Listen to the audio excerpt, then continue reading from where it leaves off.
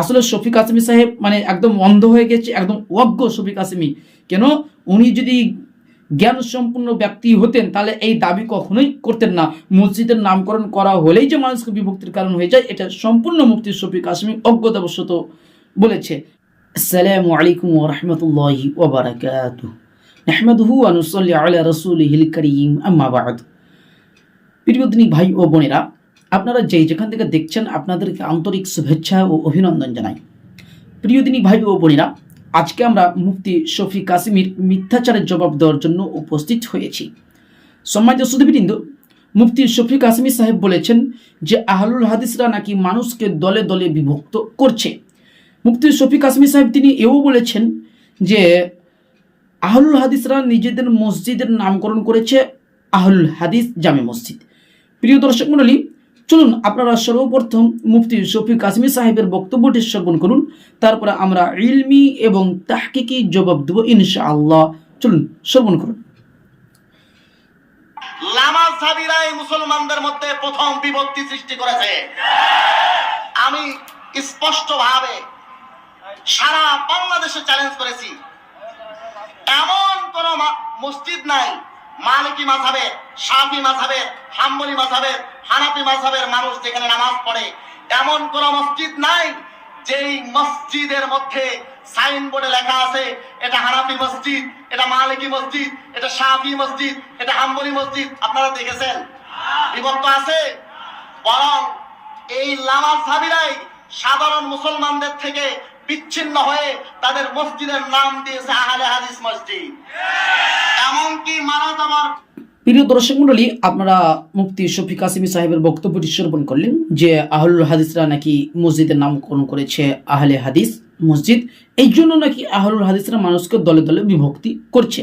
আর মুফতি শফি কাসেমি সাহেব বলেছেন যে হানাফিদের মসজিদের নাম কখনোই হানাফি নামকরণ করা হয়নি। আচ্ছা হুজুর, আপনি কি অন্ধ? আমরা তো জানি মুকাল্লিদ অন্ধ হয়, তো আপনি মনে হচ্ছেন মুকাল্লিদ, আপনি তো নিজেকে স্বীকার করেন যে আমরা মুকাল্লিদ, তাহলে আপনি একজন অন্ধ। আসলে আপনি দেখেও না দেখার ভান করে চলেছেন। হ্যাঁ দর্শক মণ্ডলী, চলুন আমরা দেখাই যে হানাফিরা কি নিজেদের মসজিদের নামকরণ করেছে হানাফি। চলুন আপনাদেরকে আমি দেখাচ্ছি। আপনারা স্ক্রিনে লক্ষ্য করুন, এই যে এই ছবিটি আপনারা দেখতে পাচ্ছেন, ছবিটিতে সাইনবোর্ডে কি লেখা রয়েছে, এটা একটা মসজিদ, মসজিদের সাইনবোর্ডে কি লেখা রয়েছে দেখুন, হানাফি জুমা মসজিদ। তাহলে কি ভাই, হানাফিরাও তো নিজেদের মসজিদের নামকরণ করেছে হানাফি। এখন মানে হানাফিরা মানে বিভক্তির কারণ হয় না, মানে আহলুল হাদিসরা রাখলেই মানে বিভক্তির কারণ হয়ে যায়, আর হানাফিরা রাখলে বিভক্তির কারণ হয় না। মানে নিজের বেলায় আরাম, অন্যের বেলায় হারাম, এটাই তো আপনাদের নীতি। চলুন আরও দেখাচ্ছি আপনাদেরকে। এই যে আপনারা স্ক্রিনে লক্ষ্য করুন, এখানে মসজিদের নামকরণ করেছে বাইতুল হামিদ জামে মসজিদ।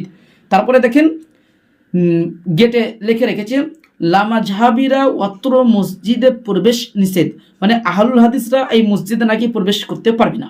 অথচ আল্লাহ সুবহানাহু ওয়া তাআলা পবিত্র কোরআন সূরা বাকারা 114 নম্বর আয়াতে স্পষ্টভাবে বলেছেন যে ওয়ামান আজলামু, তার চাইতে বড় জালেম কে হতে পারে যেই ব্যক্তি মানুষকে মসজিদে যেতে বাধা প্রদান করে। তো হানাফিরা তো আহলুল হাদিসদেরকে মসজিদে ঢুকতে দিচ্ছে না, তাহলে হানাফিরা তো জালেম প্রমাণিত হলো। দর্শক মণ্ডলী, চলুন আপনারা আরও স্ক্রিনে লক্ষ্য করুন, এটা একটা হানাফি মসজিদ। দেখেন লেখা রেখেছে বিশেষ বিজ্ঞপ্তি, অত্র মসজিদে লামাযহাবী ও আহলে হাদিস প্রবেশ নিষেধ, মানে এই মসজিদে আহলুল হাদিসরা প্রবেশ করতে পারবে না, এই মসজিদে শুধুমাত্র হানাফিরা প্রবেশ করতে পারবে। তো মুফতি শফি কাসেমি সাহেব দেখুন না, আপনারাও তো নিজেদের মসজিদের নামকরণ করেছেন হানাফি, এখন মানে আপনি কি ফতোয়া জারি করবেন? তার মানে বোঝা যাচ্ছে আপনারাই মানুষকে দলে দলে বিভক্তি করছেন। চলুন আরও দেখুন, এখানে স্ক্রিনে লক্ষ্য করুন, মসজিদের নামকরণ কি করা হয়েছে, ইমামে আজম আবু হানিফা রাহমাহুল্লাহ জামে মসজিদ। তাহলে দেখেন হানাফিরা ইমাম আবু হানিফা রাহমাহুল্লাহ নামেও মসজিদ নামকরণ করেছে, তখন মানে এটা হারাম হবে না, তখন এটা জায়েজ হয়ে যাবে, তখন মানে ঐক্যবোধের কারণ হবে। আর আহলুল হাদিসরা নাম রাখলেই নাকি এটা বিভক্তির কারণ হয়ে যাবে। দর্শক মণ্ডলী, চলুন আরও দেখুন, স্ক্রিনে আপনারা লক্ষ্য করুন, দেখুন সাইনবোর্ডে কি লেখা রেখেছে, এই মসজিদে লামাযহাবী প্রবেশ নিষেধ, আদেশক্রমে মসজিদ পরিচালনা কমিটি ও এলাকাবাসী।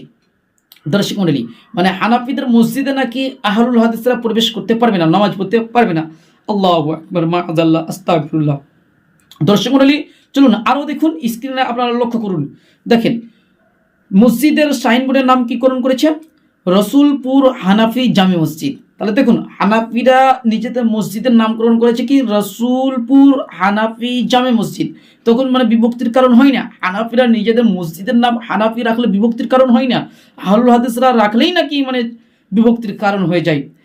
হ্যাঁ দর্শক মণ্ডলী, আরও আপনারা লক্ষ্য করুন, লিখে রেখেছে বিশেষ বিজ্ঞপ্তি, এই মসজিদে আহলে সুন্নাত ওয়াল জামাআতের এই মসজিদে বদ আকিদা, গায়ের মুকাল্লিদ, ওয়াহাবি, দেওবন্দি ইত্যাদি মাযহাব অনুসরণকারীদের আদেশ প্রবেশ নিষেধ। মানে এটা সুন্নিরা লিখে রেখেছে, তার মানে সুন্নিরাও কিন্তু নিজেকে দাবি করে হানাফি। তা এই মসজিদে মানে আহলুল হাদিসরা প্রবেশ করতে পারবে না। দর্শক মণ্ডলী দেখেন, হানাফিরাও নিজেদের মসজিদের নামকরণ করেছে হানাফি, তখন হারাম হয় না, তখন নাজায়েজ হয় না, তখন বিভক্তির কারণ হয় না, মানে আহলুল হাদিসরা রাখলেই নাকি বিভক্তির কারণ হয়ে যায়। আসলে শফিক আজমি সাহেব অন্ধ হয়ে গিয়েছে। প্রিয় দর্শক মণ্ডলী, আমরা শফিক আজমিকে বিনয়ের সাথে বলবো যে আপনি আগে নিজেদের ওপর ফতোয়া জারি করুন।